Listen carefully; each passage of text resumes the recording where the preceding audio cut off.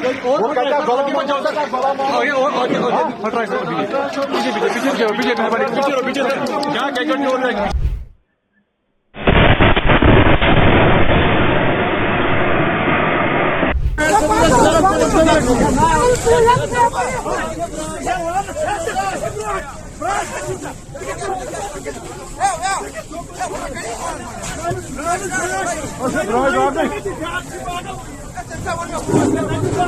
नमस्कार, watch news देख रहे हैं आप और मैं हूं आपके साथ तान्या सिंह। श्रीनगर के नौगाम पुलिस स्टेशन में शुक्रवार देर रात हुए धमाके ने पूरे इलाके में अफरा तफरी का माहौल पैदा कर दिया। विस्फोट इतना तीव्र था कि थाने की इमारत का बड़ा हिस्सा गिर पड़ा और परिसर में खड़ी कई गाड़ियों में आग भड़क गई। शुरुआती आधिकारिक जानकारी के अनुसार 8 लोग घायल बताए गए थे, लेकिन स्थानीय सूत्रों का दावा है कि घायलों की संख्या बढ़कर लगभग 20 हो चुकी है, जिन्हें शहर के अलग अलग अस्पतालों में भर्ती कराया गया है। आप तस्वीरों के माध्यम से देख सकते हैं कि घायलों को तुरंत सेना के 92 बेस अस्पताल में स्थानांतरित किया गया, जबकि अन्य को पास के सरकारी अस्पतालों में इलाज के लिए ले जाया गया। धमाका उस वक्त हुआ जब थाने के भीतर डीएसपी, तहसीलदार और अन्य विभागीय कर्मचारियों सहित करीब 30 लोग मौजूद थे। कुछ मीडिया चैनलों ने मौतों का भी जिक्र किया, लेकिन उस समय तक प्रशासन या पुलिस ने किसी भी मृत्यु की आधिकारिक पुष्टि नहीं की थी। पुलिस का कहना है कि यह घटना किसी आतंकी हमले का नतीजा नहीं है, बल्कि जांच के दौरान हुई एक बड़ी दुर्घटना है। पुलिस अधिकारियों के अनुसार विस्फोट उस समय हुआ जब वो फॉरेंसिक साइंस लैब की टीम अमोनियम नाइट्रेट और अन्य जब्त विस्फोटक सामग्री का निरीक्षण कर रही थी। नमूनों की टेस्टिंग के दौरान अचानक तेज धमाका हो गया, जिससे पूरे परिसर को हिला कर रख दिया। यह विस्फोट पदार्थ फरीदाबाद से बरामद किया गया था, जहां जैश-ए मोहम्मद और अंसार गजवात उल हिंद से जुड़े लोगों को एक नेटवर्क का खुलासा हुआ था। दिल्ली ब्लास्ट केस से जुड़े आरोपियों से मिली सामग्रियों को नौगाम पुलिस स्टेशन के मालखने में सुरक्षित रखा गया था। फॉरेंसिक टीम इन्हीं सामग्रियों की जांच और सैंपलिंग कर रही थी, ताकि इन्हें आगे के वैज्ञानिक परीक्षणों के लिए भेजा जा सके। इस प्रक्रिया के दौरान ये दुखद घटना घट गई, और ये भी महत्वपूर्ण है कि पिछले महीने इसी नौगाम क्षेत्र में जैश-ए मोहम्मद के पोस्टर दिखाई दिए थे, जिसके बाद सुरक्षा एजेंसियों की जांच तेज हुई थी। इस दौरान कई सफेद पोश आतंकियों की भूमिका सामने आई थी, जिनमें कुछ डॉक्टर भी शामिल थे। इन गिरफ्तार आरोपियों से जुड़े मामलों की जांच नौगाम थाने द्वारा की जा रही थी, जिस वजह से ये थाना सुरक्षा और खुफिया गतिविधियों का केंद्र बना हुआ था।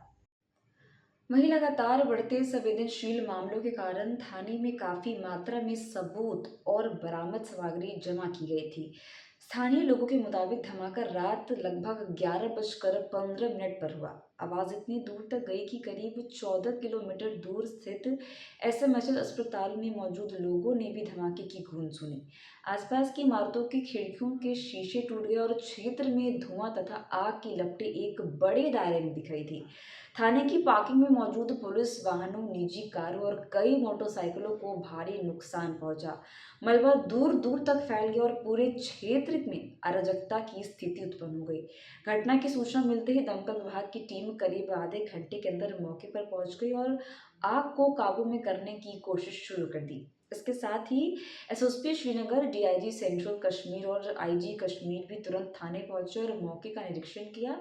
बता दें कि पुलिस और सीआरपीएफ ने पूरे इलाके को घेर कर भीड़ को नियंत्रित किया, ताकि राहत और बचाव कार्य में किसी तरह की बाधा न हो।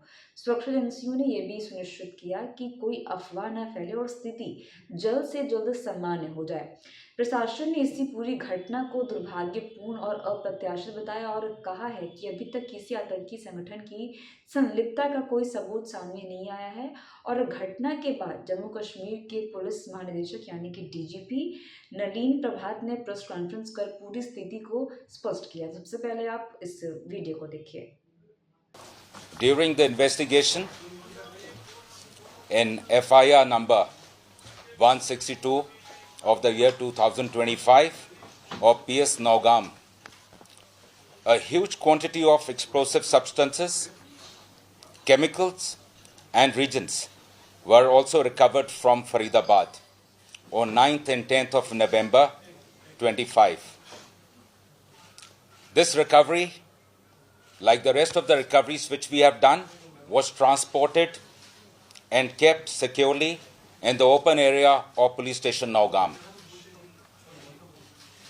As part of the prescribed procedure, the samples of the recovery had to be forwarded for further forensic and chemical examination. On account of the voluminous nature of the recovery, this process was going on for the past 2 days, which means yesterday and day before, by the FSL team. Due to the unstable and sensitive nature of the recovery, the sampling process, the handling was being done with extreme caution, with utmost caution by the FSL team. However, unfortunately, during this course, last night around 11:20 p.m., an accidental explosion has taken place. Any other speculation into the cause of this incident is unnecessary. In this unfortunate incident, 9 people have lost their lives, 1 personnel of SIA, 3 personnel of the FSL team, 2 crime-fighting photographers, 2 revenue officials who were basically part of the magistrates team, 1 tailor who was associated with the team. In addition, 27 police personnel, 2 revenue officials, and 3 civilians from the adjacent areas have received injuries. The injured were immediately evacuated to the nearest hospital, where they are being treated as we speak. The building of the police station has been very severely damaged, and even the adjacent buildings have suffered. They have also been affected. The extent of this damage is being ascertained. The cause for this unfortunate incident is being inquired into. J&K Police stands in solidarity with the families of the deceased in this hour of grief. Thank you very much. Jai Hind. तो आपने सुना कि उन्होंने बताया कि नौगाम थाने की FIR संख्या 162/2025 के तहत 9 और 10 नवंबर को फरीदाबाद से बड़ी मात्रा में विस्फोटक और रासायनिक सामग्री बरामद हुई थी। इन्हें थाने के सुरक्षित खुले क्षेत्र में रखा गया था और फॉरेंसिक जांच के लिए 2 दिनों से सैंपलिंग का काम चल रहा था। बरामदगी की प्रकृति बेहद संवेदनशील थी, इसी वजह से जांच दल पूरा काम सावधानी से कर रहा था। लेकिन रात करीब 11:20 बजे सैंपलिंग के दौरान अचानक विस्फोट हो गया और डीजीपी ने स्पष्ट कहा कि घटना के कारणों को लेकर कोई जल्दबाजी में निष्कर्ष निकालना ठीक नहीं होगा।